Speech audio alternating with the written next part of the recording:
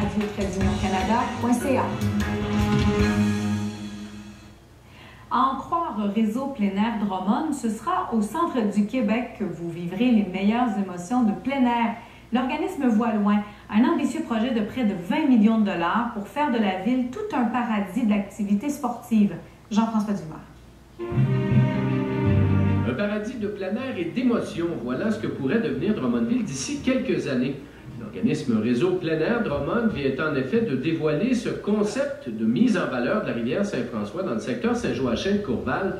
Le clou du projet, une passerelle de 500 mètres surplombant le cours d'eau à laquelle se grefferait une foule d'activités sportives. C'est une passerelle expérientielle où on peut faire traverser la rivière Saint-François par tyrolienne sur une distance de 500 mètres, revenir à flanc de structure par une via ferrata.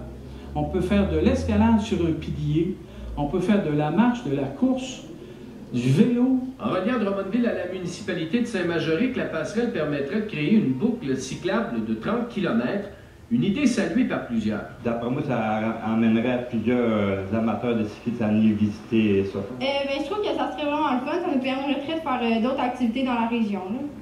Selon l'étude de marché de Desjardins, le projet de 19 millions de dollars attirerait 200 000 visiteurs par année.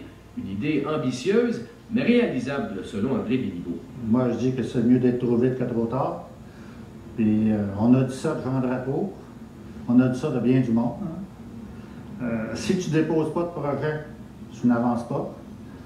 La ville de Drummondville, c'est une ville, on le sait tous, c'est une ville en pleine expansion.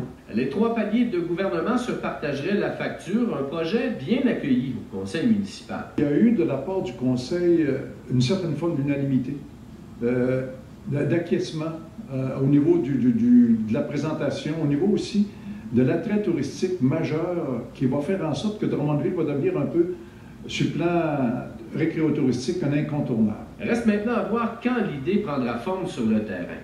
Jean-François Dumas, Radio-Canada, Drummondville.